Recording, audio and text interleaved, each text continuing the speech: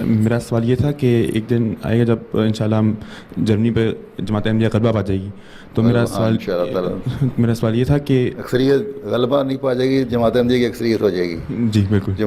اکثریت جو جرمن قوم کی ہے وہ احمدی ہو جائے گی. جی بالکل. تو میرا غلبے سے لوگ سمجھیں گے ہم پتہ نہیں کچھ سلفی بن کے جنگ کرنے لگے ہیں. چلو جی سر، میرا سوال یہ تھا کہ تو کون سے پولیٹیکل سسٹم کے ساتھ یہ ملک چلے گا؟ جمہوری نظام ہوگا.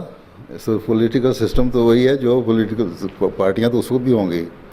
خلافت نے تو باہر علیحدہ رہنا ہے ہر سیاسی نظام سے. نظریات ہوں گے، مینیفیسٹو ہوں گے، لیکن جب احمدی ہو جائیں گے تو ہر جو جماعت ہے یا سیاسی نظام جو ہے ہو سکتا ہے ایک ہو یا دو ہو یا ایک ہی ہو، یہ بھی ہو سکتا ہے غالب امکان کے ہو، کیونکہ اس کی بنیاد تقویٰ پہ ہونی چاہیے. تقویٰ کو کام سامنے رکھتے ہوئے، اور یہ ہے کہ ہر جو حکم اللہ تعالیٰ کا کہ اپنا جو تمہارا عہد ہے اور امانتیں ہیں اس کو ان کا حق ادا کرو. اس امانت کا حق ادا کرنے والے جب ہوں گے، تقویٰ پر قائم رہنے والے ہیں، ہر قسم کے لوگ ہمارے سامنے ہوں گے. جن کو لوگ زیادہ جانتے ہوں گے کہ امانت کا حق ادا کرنے والے، ان کے حق میں ووٹ دے دیں گے، وہ اوپر آ جائیں گے. ہو سکتا ہے کوئی پولیٹیکل سسٹم، کوئی پارٹی نہ ہو، ایک مکس ہو، مختلف قسم کے لوگوں کی گیدرنگ ہو، انفرادی طور پہ یا آزاد امیدوار بھی کھڑے ہوتے ہیں نا.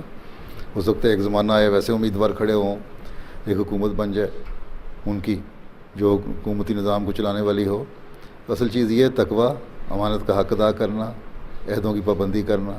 یہ چیزیں ہیں جن پہ حکومت کو بنیاد رکھنی ہوگی. عوام کی خدمت کرنا، سید القوم خادم پہ عمل کرنا ہے. قوم کا جو سردار ہے وہ قوم کا خادم ہے. اس پہ یہ چلیں گے تو ٹھیک ہے. اور جو اللہ کا خوف ہوگا تو ظاہر ہے انصاف قائم کرنا. اور پھر یہ ہے کہ جو انسانی نظام تو اللہ تعالیٰ نے خود ہی قرآن کریم میں دے دیا ہو، اس کے اوپر چلیں گے ظاہر ہے. جزاک اللہ. عدالتی نظام بھی دے دیا ہے، اپنے خلاف بھی گواہی دینی پڑے تو دو، اپنے عزیزوں کے خلاف، اپنے والدین کے خلاف.